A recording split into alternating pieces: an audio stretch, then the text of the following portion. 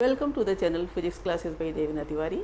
हम लोग applications of dimension analysis के बारे में चर्चा कर रहे हैं, पढ़ाई कर रहे हैं। इसमें पहले एप्लीकेशन पढ़ चुके हैं पिछले वीडियो में कि एक फिजिकल क्वांटिटी को वन सिस्टम ऑफ यूनिट से दूसरे सिस्टम ऑफ यूनिट में कैसे कन्वर्ट किया जाता है। इसका लिंक मैं शेयर कर दूंगी, अगर आपने नहीं देखा है तो आप ज़रूर देख लीजिएगा।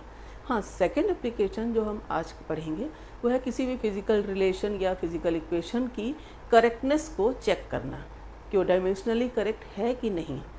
अब इस चेक करने में क्या क्या बातें ध्यान में रखनी होती हैं, प्रिंसिपल ऑफ होमोजेनिटी क्या होगा, इन सब के बारे में विद एग्जाम्पल आज चर्चा करेंगे।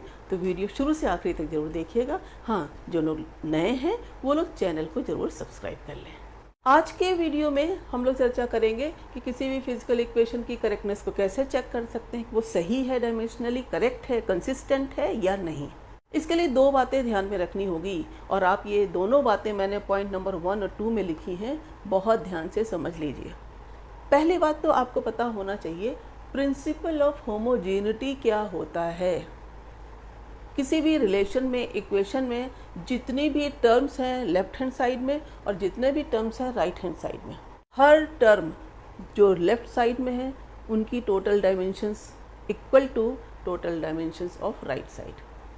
जो भी टर्म्स किसी भी इक्वेशन में LHS में है उनकी डायमेंशंस बराबर होनी चाहिए RHS में सारे टर्म्स की डायमेंशंस के। इसके लिए दो बातें ध्यान में रखनी है।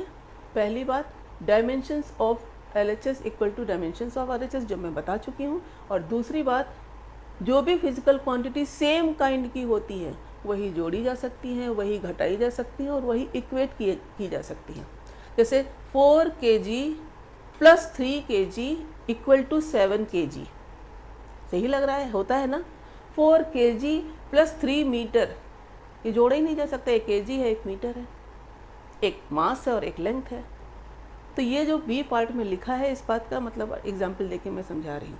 या 4 kg माइनस 3 kg तो इक्वल टू 1 kg बचेगा ना। ऐसा तो नहीं kg और kg में लेस हो गया तो उधर 1 ही बचा खाली, वो भी तो kg रहेगा ना। अब तीनों चीज़ें LHS और RHS में जो डायमेंशन है वो kg यानी उसका मास m है ना। तो ध्यान रखिएगा कि ये दोनों पार्ट्स हैं प्रिंसिपल ऑफ होमोजेनिटी के।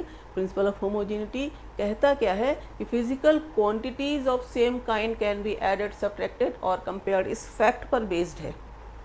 किसी भी इक्वेशन में जितनी डायमेंशंस LHS साइड में है वही डायमेंशंस होनी चाहिए RHS साइड की।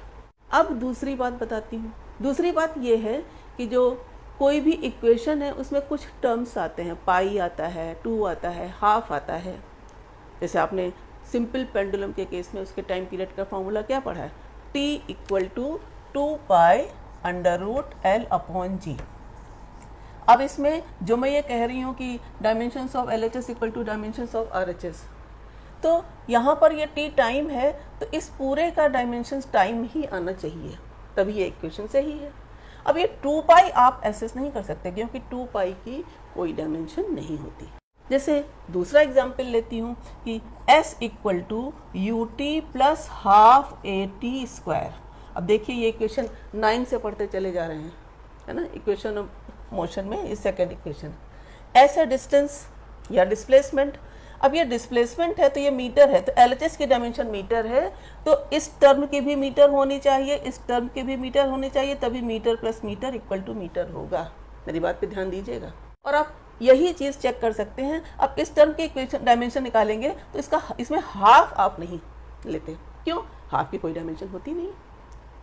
तो we dimensions of LHS equal to dimensions of LHS है, तभी वो गिवन इक्वेशन करेक्ट है। सेकेंड पॉइंट और इम्पोर्टेंट है, वो इसी से रिलेटेड है कि uh dimensionally correct equation need not be exact equation. अगर मैं हाफ मिटा दूं और S equal to UT plus AT square लिखूं, ध्यान से देखिएगा, इसमें सही क्या है कि इस LHS की डायमेंशन मीटर है, इसकी भी मीटर आएगी। कैसे मीटर आएगी? देखिए, U वेलोसिटी है मीटर पर सेकेंड और ये T टाइम है, सेकेंड कट गया तो जो यूनिट है मीटर, इसकी डायमेंशन अगर L है तो मीटर की डायमेंशन इधर भी L आ गई, है ना।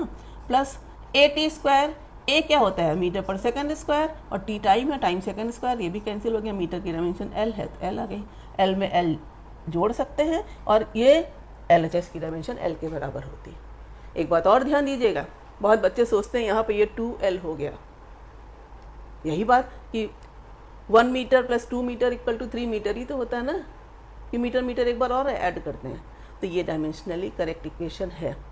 लेकिन रॉन्ग क्यों हो गई? क्योंकि यहाँ पर हम हाफ नहीं लिख रहे हैं। रॉन्ग इन द सेंस ये एग्जैक्ट नहीं है।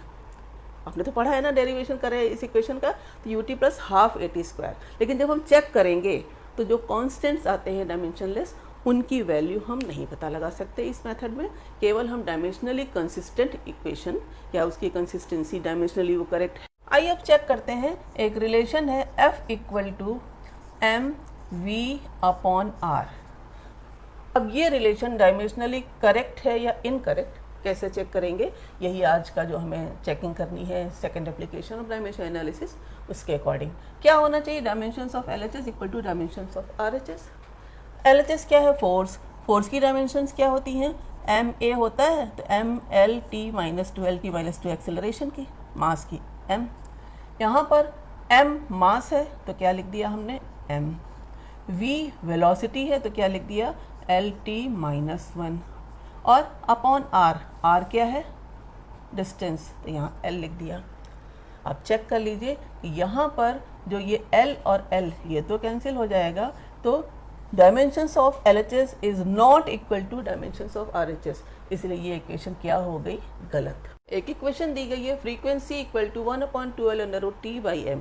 इसकी करेक्टनेस को चेक करना है कि whether it is dimensionally consistent और नॉट। इसमें भी चेकिंग कैसे करते हैं, रूल वही है कि dimensions of LHS equal to dimensions of RHS होनी चाहिए। फ्रीक्वेंसी क्या होती है, 1 अपॉन टाइम पीरियड, इसका डायमेंशन क्या आएगा फ्रीक्वेंसी का, T to the power minus 1, 1 upon T को ऐसे लिखा जा सकता है। ये तो हो गई LHS की। अब आते हैं RHS की डायमेंशंस लिखने के लिए, तो यहाँ पर लिखेंगे इक्वल टू क्या होगा 1/2। अब 1/2 तो डायमेंशन लेस है, हाफ एक नंबर है, खाली किसकी डायमेंशन लिखेंगे, L की, तो क्या लिखेंगे L लेंथ। फिर अंडर रूट है तो इसको हम पावर हाफ लिख सकते हैं, ठीक है, यहाँ पर पावर हाफ लिख दिया। टेंशन फोर्स, फोर्स की डायमेंशंस क्या होती है, यही आपको पता होना चाहिए, MLT माइनस 2 अपॉन M मास पर यूनिट लेंथ। ध्यान दीजिएगा यहाँ आप फट से M की जगह केवल M लिखते हैं, ये क्या लिखा है मास पर यूनिट लेंथ, पर माने अपॉन, यानी इसकी डायमेंशन क्या हो गई M अपॉन L। ये बहुत गलती करते हैं, इस पॉइंट को ध्यान दीजिएगा। तो यहाँ पर क्या लिखेंगे M अपॉन L को क्या लिख सकते हैं ML माइनस 1, और इस पूरे की पावर हाफ है। अब ये कैपिटल ब्रैकेट में डायमेंशंस लिखी जाती है तो ऐसे आपने लिख दिया। अब इससे आप देख रहे हैं कि 1 अपॉन L ऊपर क्या हो गया, ये M और M कैंसिल हो जाएगा ना यहाँ पे देखिए, और ये L to the power minus 1 ऊपर जाएगा तो L to the power plus 1, और ये L है पहले तो L टू द पावर 2 हो जाएगा, और हाफ लगा हुआ है तो खाली क्या बचेगा L। अब यहाँ T to the power minus 2 power half है तो क्या बचेगा T to the power minus 1। देखिए L और L कैंसिल हो गया, तो LHS की डायमेंशंस भी T माइनस 1 है और RHS की भी डायमेंशन T माइनस 1, यानी ये physical equation relation dimensionally correct है। तो आज के वीडियो में हमने देखा कि किसी भी फिजिकल इक्वेशन या रिलेशन को डायमेंशनली वो करेक्ट है या नहीं, ये कैसे चेक करते हैं। अगले वीडियो में हम देखेंगे कि अगर कोई भी फिजिकल इक्वेशन या रिलेशन डायमेंशनली इनकरेक्ट है तो करेक्ट इक्वेशन कैसे डिराइव करेंगे with the method of dimensional analysis. उम्मीद करती हूँ वीडियो आपको जरूर पसंद आएगा। Thank you.